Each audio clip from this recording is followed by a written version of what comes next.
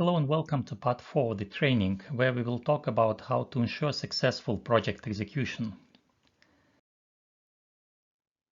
How project manager can ensure successful project execution. First, project manager should manage project plan. This is needed to enable a project manager to know when, what, and who should deliver. Second, project manager should manage project risks. Project risk management is needed to make project resilient, in other words, to make project capable to absorb and recover from damage caused by materialized threats, as well as to make project adaptive, in other words, to be able to timely adjust the project plan in order to minimize damage caused by materialized threats, as well as to maximize benefits caused by materialized opportunities. When it comes to project's failure, it is always caused by materialized downside risks or threats. To avoid project failure, project manager shall manage project risk continuously, starting from project initiation and until the project is closed. The most effective and efficient way to manage project risks is to make proactive actions not against individual risks, but to make actions against risk drivers, where risk drivers are factors that have a major influence on probability and impact of multiple individual risks. Boston Consulting Group, one of the big 3 management consulting firms in the world, have even patented a formula which can be used to calculate the risk score for your project or program based on 5 risk drivers.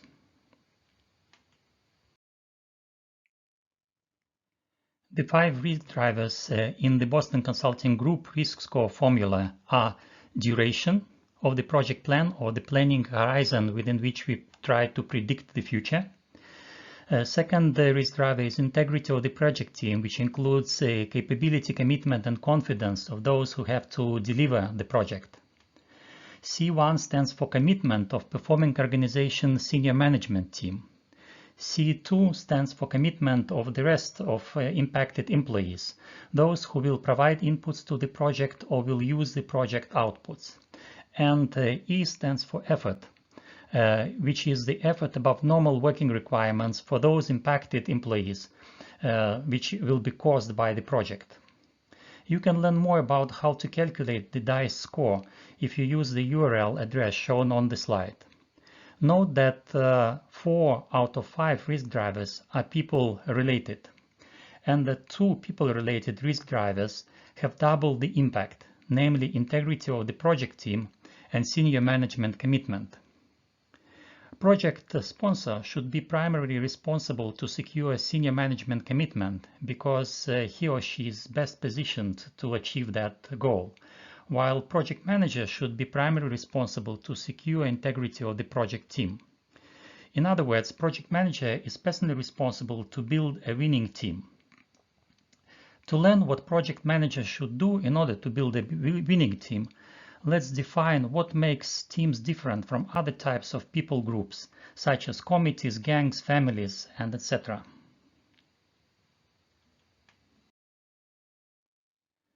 What is team? As shown on the slide, a team is a small number of people with complementary skills who are committed to a common goal and approach, and for which they hold themselves mutually accountable. As shown on the picture, the effectiveness of the team depends on 2 main factors: commitment to a common goal and trust within the team.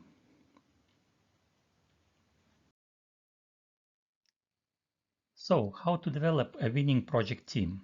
First, project manager has to bring together a group of capable professionals.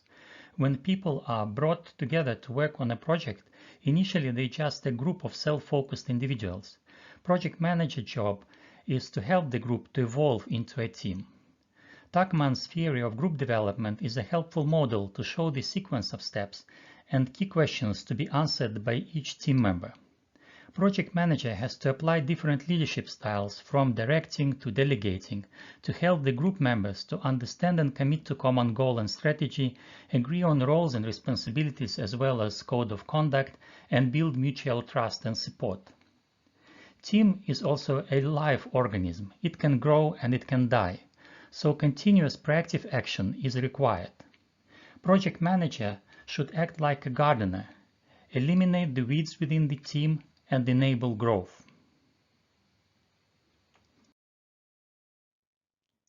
Team is built of professionals who are expected to perform effectively and efficiently in order to deliver planned project outcomes. Successful performance of a team is possible only when three conditions are in place, namely when team members have proper skills and abilities, are provided with opportunity to apply those skills, and are internally motivated to do so.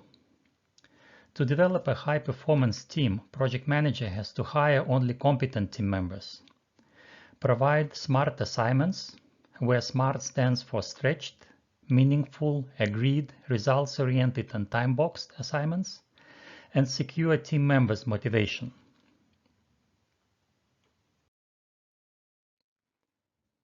When it comes to securing team members' motivation, there are a number of things which project managers should do.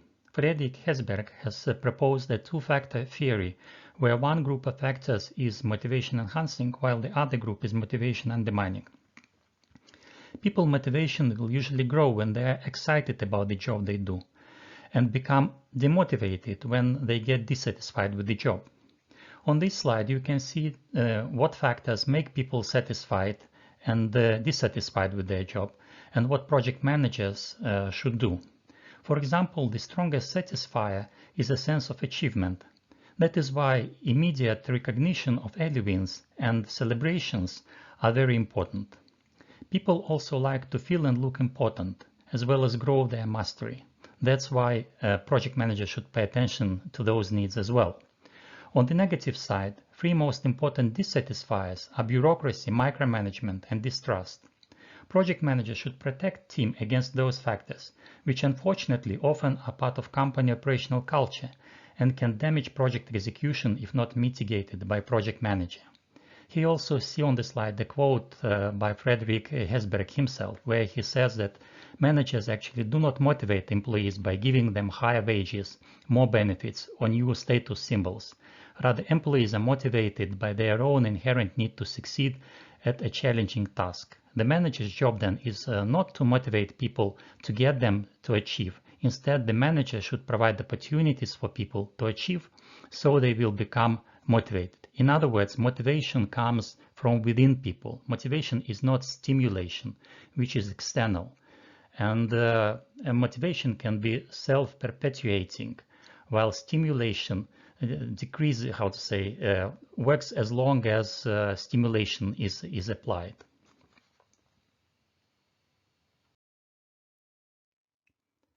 As a quick summary, here is a list of what project managers should do in order to develop a winning project team.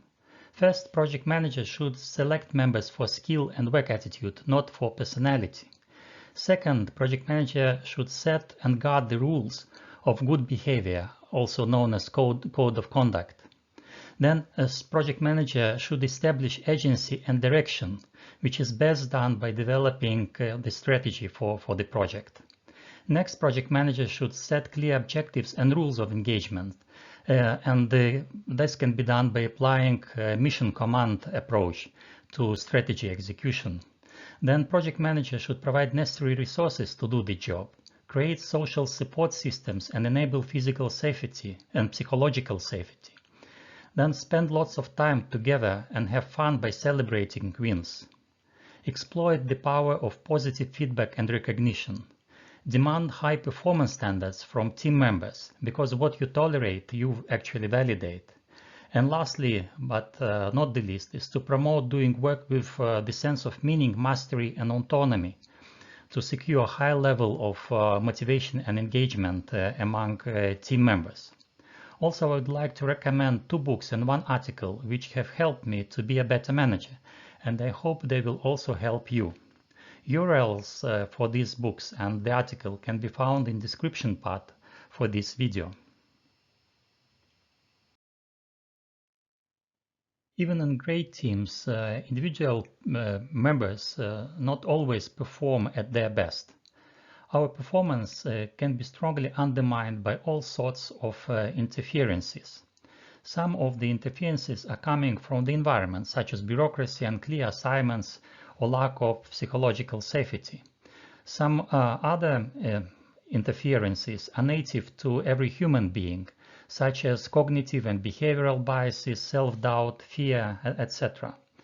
Removing the interferences is the best way to enable team members to achieve peak performance and at the same time spend less effort on doing so. If we apply lean thinking, systems thinking, and psychology to project management, we will find dozens of possible interferences undermining peak performance of project team members, as well as project as a whole. The four most common interferences are multitasking, which is about doing several tasks at the same time, overload or overutilization of resources, Parkinson's law, which states that work will consume all the time allocated to it, and student syndrome, which is about waiting until the last minute to do anything.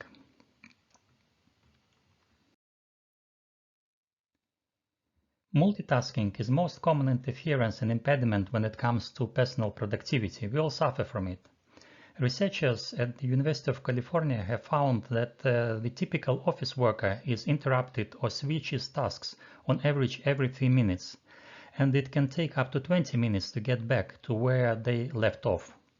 Results from other research presented on the screen on the left show that when we have only one task to do, people on average spend up to 70% of workday time productively. Remaining 30% are wasted due to various reasons. When we have two tasks on which we can work, on average we can spend up to 80% of workday time productively. But anyway, a delivery will be delayed because on each of those two tasks we can spend only 40% of the day work time instead of 70%. When people work switching between 3 and more tasks, productivity declines further and lead time increases. As a result, when team members operate in multitasking mode, they get increase in delivery lead time or work duration from start to finish. They increase number of errors and defects in deliveries, and the productivity and capacity is decreased. That is why stable cross-functional teams used in Agile are usually more productive compared to teams staffed with resources working only part-time on multiple projects and assignments when it comes to waterfall approach. But following simple rules can help project manager and project team members mitigate the risk and achieve better result. So first rule is not to start doing anything what is not asked or earlier than it is asked. In other words, we have to be not busy, but always ready to start working on the things which are really important. Next, do not start a new activity before finishing the previous one. This way we can avoid multitasking.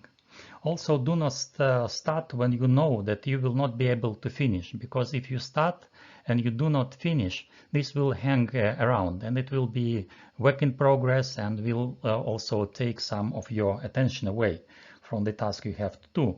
And lastly, do everything as soon as practical, not as soon as possible. It means start it on time and work without hurry and multitasking. Try those rules in your daily work and see for yourself that they really can increase your productivity.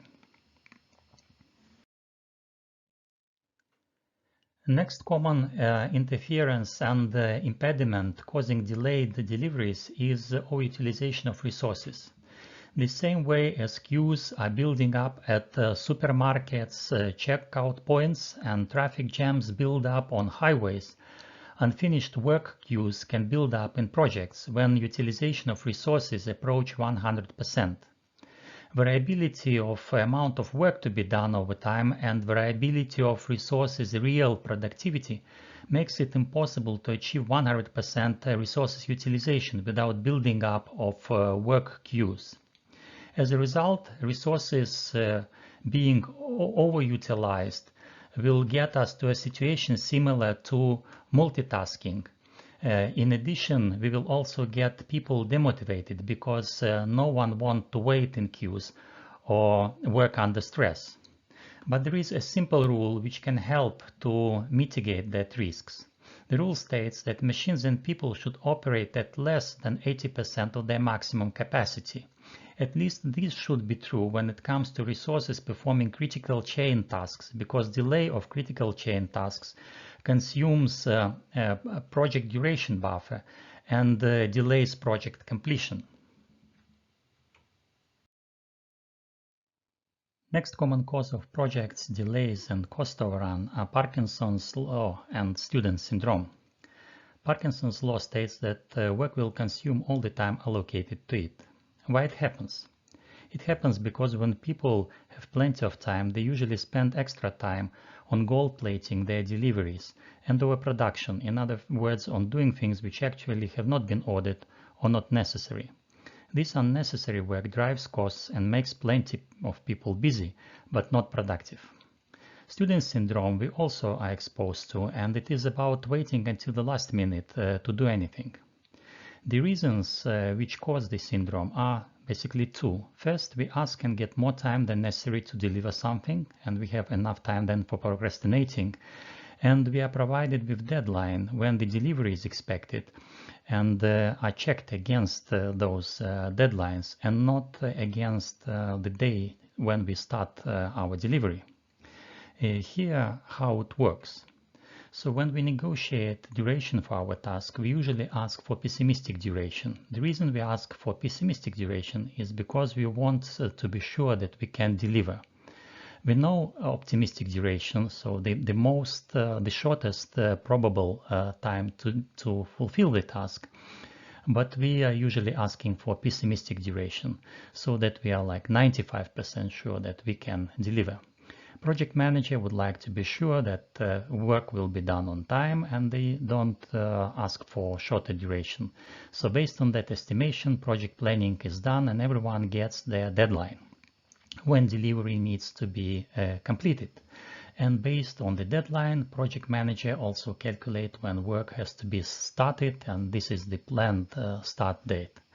This is all documented in the project plan. But when it comes to actual execution of the work, people create their own mental plans when things have to be started and when they have to be finished. Finish is usually the same as the deadline, so that's okay. But when it comes to actual start date, we start not when it is planned, but we start much later, because we procrastinate the safety time which we have asked for, hoping that we will be really in a situation this time that we will be able to deliver during that optimistic estimated time. But as reality shows, optimistic is optimistic and realistic time will be actually longer. So the actual duration will be somewhat longer than optimistic duration, and we will have the overrun. So actual finish date will be later than the planned duration date. But when we compare our actual duration with the pessimistic duration, we will also find that actual duration is shorter than pessimistic duration, because pessimistic duration is 95% probability duration. And in most cases, we will finish definitely sooner. But anyway, due to the student syndrome, due to the fact that we started too late, we still have an overrun in our delivery, even we have been provided plenty of time to deliver on time. So what project manager can do to avoid such a situation? There are three simple rules. First, project manager should ask for 3 paired estimations of duration, not one. So we should not ask how much time do you need. We have to ask, okay, what do you think about the optimistic duration, what it can be if everything is perfect? What do you think could be the pessimistic duration? What could be the most probable duration for this project? And based on those estimations, then we can produce a paired duration which will be used for planning. An alternative way is to use critical chain project management estimation techniques. Second, we have to ask tasks to be finished within that paired average time or faster. Paired average time usually allows for 50% probability that things can be done faster, earlier, delivered earlier, or 50% that they can or will be delivered later. So both project manager and the person who have to do the work understands that. And that creates a sense of urgency, both to start things on time and to work without multitasking and things like that. Next, we have to provide clear start dates and require to be ready to start at that start date to execute the task so that the task can be executed without hurry and multitasking. And the last, what project manager should do is to follow up on start date. You get what you check. So what gets checked gets done. So we have always check if people have started when they had to start. Also for those tasks which are in progress, we have to check time to complete, because this type of assessment is very useful to know when actually things will be completed, so we can make sure that other activities will be ready to continue.